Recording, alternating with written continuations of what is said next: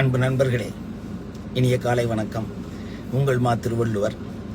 இந்த புதிய பார்வையை நம்ம தொடர்ந்து பார்த்துட்டு வரோம். சென்ற காணொளியில் என்ன பார்த்தோம் அப்படின்னா, தீர்வு தருகிற பார்வை தான் புதிய பார்வை.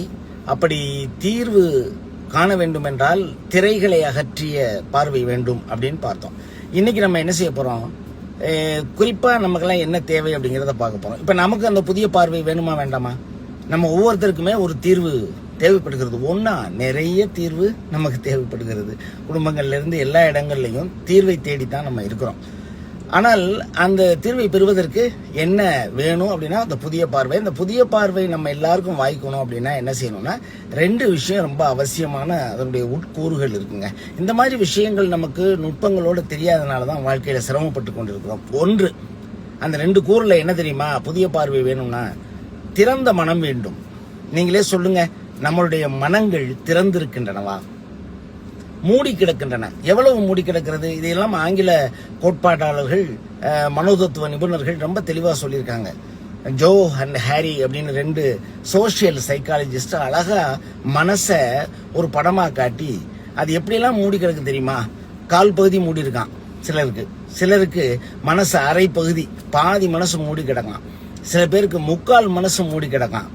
இன்னும் சில பேருக்கு முழுசாவே மூடிதான் கிடக்குங்கிறாங்க. அப்ப ஒரு 4 கதவுகளை கொண்ட ஜன்னலாக அந்த மனதை வடிவமைத்து, ஆக்சுவலா மனது அப்படிங்கிறதே இல்லைன்னு அர்த்தம். மனசுங்கிறது எங்க இருக்கு சொல்லுங்க? எந்த மருத்துவர் மனம் இங்க இருக்கிறது என்பதை சொல்ல முடியும்? அல்லது எந்த சாமானியன் எனக்கு மனசு இங்கேதான் சார் இருக்குன்னு சொல்ல முடியும்? இதெல்லாம் பல்வேறு அறிவியல் கோட்பாடுகள். நம்ம மூளையினுடைய எந்த பகுதியில இந்த சேமிப்புகள் இருக்கிறது, நம்ம நினைவு சேமிப்புகள் இருக்கிறது அப்படிங்கறதெல்லாம் பொறுத்து மனம் என்பது வர்ணிக்கப்படுகிறது. இல்லை என்றால் மனம் என்பதே இல்லை. அந்த இல்லாத ஒரு தொட்டியில நம்ம எத்தனை குப்பைகளை போட்டுக்கொண்டு இதுதான் வாழ்க்கை என்று வாழ்ந்து கொண்டிருக்கிறோம். அப்ப மனசுங்கிற அந்த தொட்டி ஆகாயமாக விரியாமல் அங்கங்க தடைப்பட்டு இருக்கிற பொழுது நம்மால் எப்படி ஒரு புதிய தீர்வை காண முடியும், புதிய பார்வையை எப்படி பெற முடியும்? அந்த காலத்துல சொன்னாங்கல்ல, மனம் உண்டானால் மார்க்கம் உண்டுனாங்க. அது என்ன மனம் உண்டானால்? மனம் திறந்தால் மார்க்கம் உண்டு. எல்லாம் மனசுக்குள்ளதான் சார் இருக்குங்கிறாங்க. இன்னும் சொல்ல போனா ஆழ்மனம் என்பதுதான் ஆண்டவன் என்று நான் சொல்லுவேன். ஆண்டவன் என்பவன் வெளியே இல்லை, உங்கள் ஆழ் மனசில் எல்லாம் தெரியும். திருவள்ளுவர் அழகா சொல்றாரு. அறத்தை பற்றி கம்பன், வள்ளுவன், சேக்கிழார் இப்படி எல்லாரும் சொல்லி இருந்தாலும் கூட திருவள்ளுவர் ஒரே லைன்ல சொல்றாரு, மனத்துக்கண் மாசு இளன் ஆதல் அனைத்து அரண், தன்னஞ்சு அறிவது பொய்யற்க, பொய்த்தபின் தன்னஞ்சே தன்னை சுடும். அப்ப அந்த மனசுக்கு எல்லாமே தெரியும். நமக்கு வேண்டியது என்னன்னு அந்த மனசு படம் பிடிச்சிருச்சுன்னா அதை இந்த வெளியில பார்க்க முடியும். அகம் புறமாக மாறிவிடும். அகத்துல என்ன பார்க்கிறோமோ அதை புறத்திலே பார்த்து விட முடியும். அப்ப நம்ம பார்க்கணும், நமக்கு தேவையானது ஒண்ணு கிடைக்கணும், நமக்கு அந்த புதிய பார்வை வேணும் அப்படின்னா நம்முடைய மனம் திறக்கப்பட வேண்டும். மனம் எதனால் மூடி கிடக்கிறது? எத்தனையோ முன்முடிவுகள், எத்தனையோ பாரபட்சங்கள், வாழ்ந்த காலங்களின் பல்வேறு நினைவுகள், பல்வேறு சம்பவங்கள், பல்வேறு சூழல்களை கொண்டு போய் அந்த அழகான பூந்தொட்டிக்குள்ள கொண்டு போய் போட்டு குப்பையாக்கி திரைகளாக மாற்றி வைத்திருக்கிறோம்.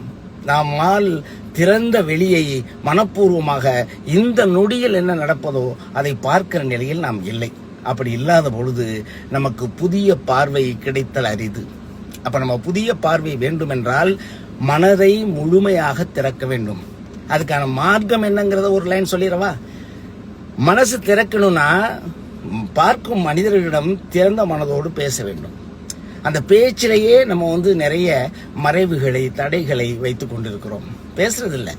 யாராவது பேசுறவங்கள்ட்ட சும்மா புதியவர்களை பார்க்கிற பொழுது மனம் திறந்து பேசுகிறோம்னா இல்லை. ஏகப்பட்ட கேள்விகளை கேட்டு, இது எதனால் இப்படி கேட்கிறார்கள், இதனால் இப்படி சொல்லுகிறார்கள், இவரிடம் சொல்லலாமா, அவரிடம் சொல்லலாமா? இந்த உலகம் அப்படி இருக்கு. நாம் மற்றவர்களையும் குறை சொல்லவில்லை. எல்லோருமே மனம் திறக்காத காரணத்தால் தான் நாமும் மனம் திறக்காமல் இருக்கிறோம். ஆனால் ஒரு குழந்தையைப் போல நாமும் மனம் திறந்து வாழுகிற பொழுது அது எல்லாமே நமக்கு அந்த புதிய பார்வைகள் மூலமா சாத்தியமாயிடும். அப்ப கொஞ்சம் கொஞ்சமாக மனம் திறந்த மனிதர்களாக நாம் மாற வேண்டும். எல்லாத்தையும் விட்டுணும். அந்த இருந்த பழைய குப்பைகளை எல்லாம் கழிச்சிட்டு கொஞ்சம் கொஞ்சமா பேசுபவர்களிடம் உண்மைத்தன்மையை பேச வேண்டும், நம்மளுடைய நிலைப்பாட்டை பேச வேண்டும். அடுத்தது, பேசுறாங்கல்ல, அவங்களை முழுமையான கவனமாக கேட்க வேண்டும். இந்த காது கொடுத்து கேட்பது மட்டுமல்ல, அதுக்கு பேரு ஹியரிங் இங்கிலீஷ்ல சொல்றான்.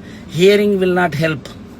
ஹியரிங் எதுக்கு தெரியுமா? கேட்டுட்டு உடனே ஒரு பதிலை சொல்லி அவர் வாய் அடைக்கிறதா நம்ம வேலை செய்யறோம். அப்ப பிறர் மற்ற மனிதர்களோடு நாம் உறவாடுகிற போது, இந்த சுயம் இந்த சூழலோடு உறவாடுகிற போது அந்த சூழல் சொல்வதை கேட்பதற்கு மனதை திறந்து வைத்திருக்க வேண்டும். காதுகளை திறந்து வைத்திருந்தால் மட்டும் போதாது.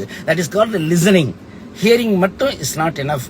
லிசனிங், ஃபுல் மனதோட, முழுமையான மனதோட முன்னாலே அமர்ந்து அவர்கள் சொல்லுவதை மனப்பூர்வமாக கேட்க வேண்டும். அப்படி கேட்கிற போது நமக்கான செய்திகள் அங்கிருந்து வரும். அதுதான் இங்க உண்மையான பாயிண்ட். இவர் என்ன சொல்ல போறார்? இவருக்கு என்ன தெரியும்? நம்மளை விட இவர் பெரிய ஆளா? இந்த எண்ணங்கள் எல்லாம் சேர்ந்து நம்ம என்ன செய்கிறது? பிறர் பேசுகிற பொழுது கேட்காமல், கவனிக்காமல் அதை விட்டு விடுகிறோம். ஆக கேட்க வேண்டும், பேச வேண்டும், மனம் திறந்து பேச வேண்டும், மனம் திறந்து கேட்க வேண்டும். அடுத்தது பரிமாறலாக இருக்க வேண்டும். ஒரு உரையாடல் என்பது மற்ற மனிதர்களோடு நாம் பழகுகிற பொழுது அது ஒரு பரஸ்பர உரையாடுதலாக, மியூச்சுவலா இருக்கணும். நான் ஒன்று சொல்ல அங்கிருந்து கேட்க, உண்மையான மனிதர்களாக நம்பி அவர்கள் சொல்வதை கேட்டு நாமும் நம்ப தகுந்த மனிதர்களாக மாறுகிற பொழுது புதிய பார்வை என்பது உங்களுக்கு சாத்தியமாகிவிடும். இந்த காணொலியினுடைய லிமிட்டேஷன்ஸ்னால நான் இந்த மனம் திறத்தலை மட்டும் இதில் பேசுகிறேன். அடுத்த 2வது கூரை அடுத்த காணொலியில் உடனடியாக நான் பதிவிடுகிறேன். 2 காணொலிகளையும் அடுத்தடுத்து கேளுங்கள். உங்களுடைய விருப்பக்குறிகளை இடுங்கள், மற்றவர்களோடு பகிர்ந்து கொள்ளுங்கள்.